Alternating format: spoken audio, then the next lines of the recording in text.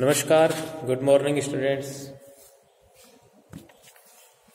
BA part first year philosophy के जो विद्यार्थी हैं उनके लिए जो सेकंड पेपर है नीति शास्त्र, उन पर मैं बात कर रहा था।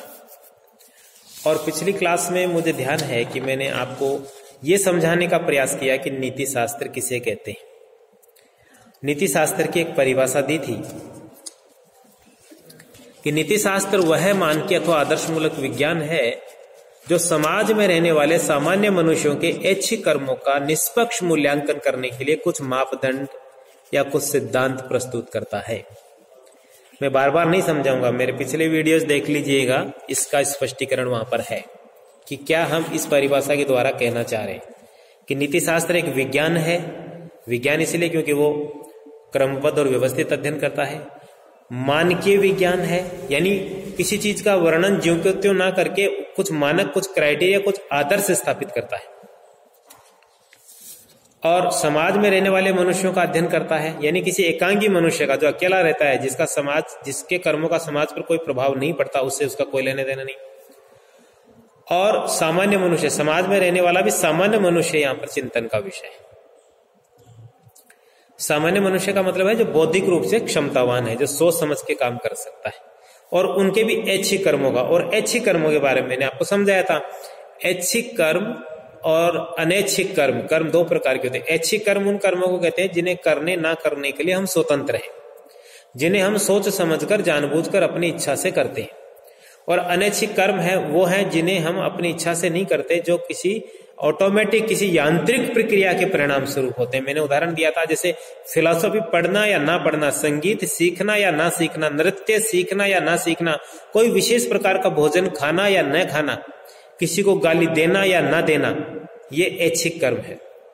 लेकिन जो अनैच्छिक कर्म है, हमारी श्वसन क्रिया है, पाचन क्रिया है, ब्लड सर्कुलेशन है, ये जो चलने वाले, ऑटोमेटिक चलने वाली जो चीजें हैं, वो अनैच्छिक कर्म में आते हैं। उन पर हमारा नियंत्रण नहीं होता, हम कर भी नहीं सकते, करना भी नहीं चाहिए। एथिक्स शब्द एथिका से बना था, ये मैंने बताया, परिभाषा मैंने दी। और ऐच्छिक और अनैच्छिक दो प्रकार के जो होते हैं वो मैंने समझाए।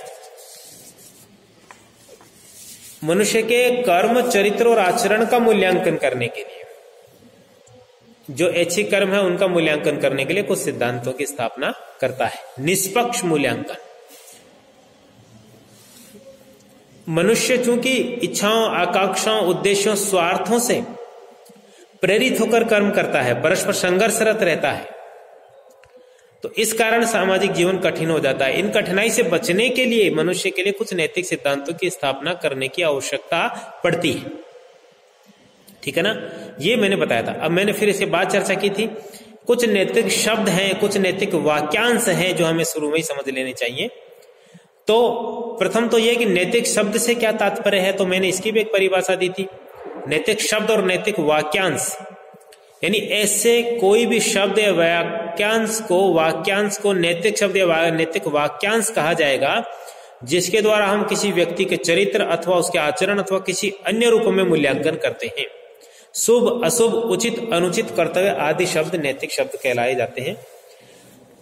और इन्हें नैतिक तब कहा जाता है जब मनुष्य के ऐच्छिक कर्मों का मूल्यांकन किया जाता है। किसी निर्जीव वस्तु का यदि हम इन शब्दों से मूल्यांकन करेंगे तो ये नैतिक शब्द नहीं कहलाएंगे।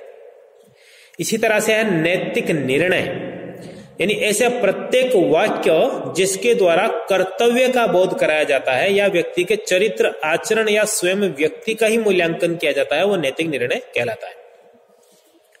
यानी जिन वाक्यों से मनुष्य को कर्तव्य का बोध कराया जाता है या जिन वाक्यों के द्वारा व्यक्ति के चरित्र, आचरण अथवा स्वयं व्यक्ति का ही मूल्यांकन किया जाता है, उन्हें नैतिक निर्णय कहते हैं।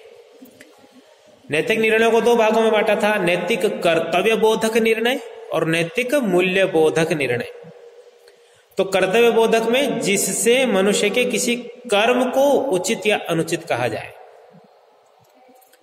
जिनसे मनुष्य के किसी कर्म को उचित या अनुचित कहा जाए, वो कहलाते हैं नैतिक कर्तव्य बोधक निर्णय। और नैतिक मूल्य बोधक निर्णयों का संबंध है व्यक्ति, उनकी इच्छाएं, उनकी रुचियां और उनके अभिप्राय और प्रयोजनों से। ये मैंने बताया था। आज अपन एक छोटा सा शब्द लेते हैं सद्गुण, जिस पर आगे आगे विस्तार से और भी बात होगी। सद्गुण मनुष्य की वह श्रेष्ठ स्थायी मनोवृत्ति है जिसका विकास करने के लिए मनुष्य को निरंतर प्रयत्न करना पड़ता है और आचरण में जिसकी अभिव्यक्ति होती है। सद्गुण पर आपसे प्रश्न पूछा जा सकता है, सद्गुण पर प्रश्न आते रहते हैं, छोटे प्रश्न हर एग्जाम में आता है। तो क्या परिभाषा दी गई कि सद्गुण मनुष्य की वह श्रेष्ठ स्थायी मनोवृत्ति है जिसका विकास करने के लिए उसे स्वयं निरंतर प्रयत्न करना पड़ता है, जो उसके आचरण में अभिव्यक्त भी होती है। तो सद्गुण को श्रेष्ठ मनोवृत्ति माना गया है। आगे चलकर देखेंगे कि जो यूनानी दार्शनिक हैं, सुकरात, प्लेटो, अरस्तु, उन्होंने साहस, संयम, न्याय, विवेक, मैत्री, दया, करुणा, उदारता, परोपकार आदि सबको सद्गुण कहा है। ठीक है, वो आगे चलकर देखेंगे। अब प्रश्न है कि मूल्य किसे कहते हैं। तो मूल्य शब्द किसी, ध्यान से देखिएगा, यहां पर भी छोटे छोटे प्रश्न बन सकते हैं। मैं फिलहाल छोटे छोटे प्रश्न जो फर्स्ट चैप्टर में बनते हैं उन्हीं के हिसाब से आपको बता रहा हूं। मूल्य शब्द किसी भौतिक वस्तु अथवा मानसिक अवस्था के उस गुण का बोध कराता है जिसके द्वारा मनुष्य की किसी इच्छा या आवश्यकता की पूर्ति होती है। यानी भौतिक वस्तु अथवा मानसिक अवस्था का वह गुण जिससे मनुष्य की किसी आवश्यकता या इच्छा की पूर्ति होती है, मूल्य कहलाता है। ध्यान से देखा, मूल्य शब्द किसी भौतिक वस्तु अथवा मानसिक अवस्था के उस गुण का बोध कराता है जिसके द्वारा मनुष्य की किसी आवश्यकता या इच्छा की तृप्ति होती है। मूल्य अंततः मानवीय इच्छाओं और आवश्यकताओं पर ही निर्भर है। यानी मनुष्य की आवश्यकता इच्छा की पूर्ति करता है तो वो मूल्यवान हो जाती कोई चीज। मूल्यों को दो भागों में बांटा है, साधन मूल्य और साध्य मूल्य। ध्यान से समझिएगा, मूल्यों को दो भागों में बांटा है, साधन मूल्य और साध्य मूल्य। साधन मूल्य को परतः मूल्य भी कहते हैं और साध्य मूल्य को स्वतः मूल्य भी कहते हैं। अब ये साधन मूल्य और साध्य मूल्य क्या है, जरा समझ लेंगे। तो साधन मूल्य उन वस्तुओं के मूल्यों को साधन मूल्य कहा जाता है जो अपने आप में शुभ न होकर किसी अन्य वस्तु के साधन के रूप में शुभ है।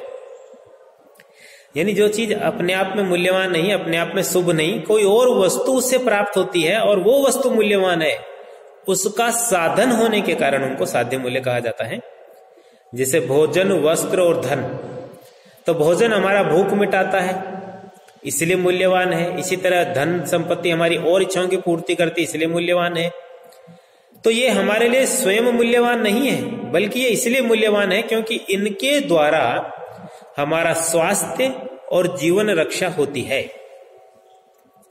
साधन मूल्यों को शारीरिक व आर्थिक मूल्य भी कहा जाता है, क्योंकि मैंने ऊपर इनको एक और नाम दिया, परतः मूल्य। तो शारीरिक और आर्थिक आवश्यकताओं की पूर्ति कराने के कारण इनको शारीरिक और आर्थिक मूल्य भी कहा जाता है। साधन मूल्य साध्य मूल्यों की अपेक्षा कम महत्वपूर्ण और निम्न कोटि के माने जाते हैं। इसके विपरीत दूसरे हैं साध्य मूल्य।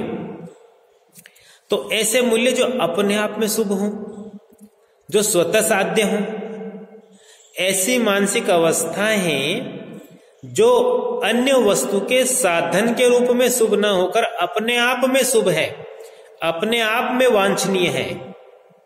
साध्य मूल्य पूर्णतः परिणाम निरपेक्ष होते हैं। यानी उनको हम केवल इसलिए मूल्यवान नहीं मानते कि उनका परिणाम निकलेगा विशेष, कोई भी परिणाम निकले वो अपने आप में मूल्यवान ही माने जाते हैं। इनका मूल्य इनके परिणामों से निर्धारित नहीं होता, बल्कि अपने आप में ही उत्कृष्टता लिए होते हैं। इन मूल्यों का संबंध ऐसी मानसिक अवस्थाओं से है जिनका शुभत्व, देखिए साध्य मूल्यों को मानसिक अवस्था से ज्यादा जोड़ रहे हैं। इनका संबंध ऐसी मानसिक अवस्थाओं से है जिनका शुभत्व व्यक्ति, देश, काल और परिस्थितियों पर निर्भर नहीं होता।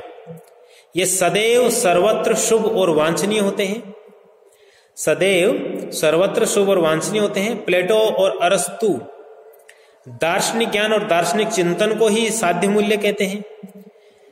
बेंथम मिल और सेज्विक सुख और आनंद को ही साध्य मूल्य कहते हैं।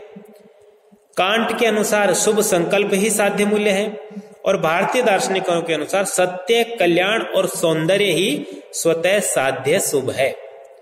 तो साध्य मूल्य को लेकर विद्वानों में थोड़ा नाम को लेकर थोड़ा मतभेद है, अंतर है। किसी ने दार्शनिक ज्ञान और चिंतन को कहा, किसी ने सुख और आनंद को कहा, किसी ने शुभ संकल्प को कहा, किसी ने सत्य, कल्याण और सौंदर्य को कहा।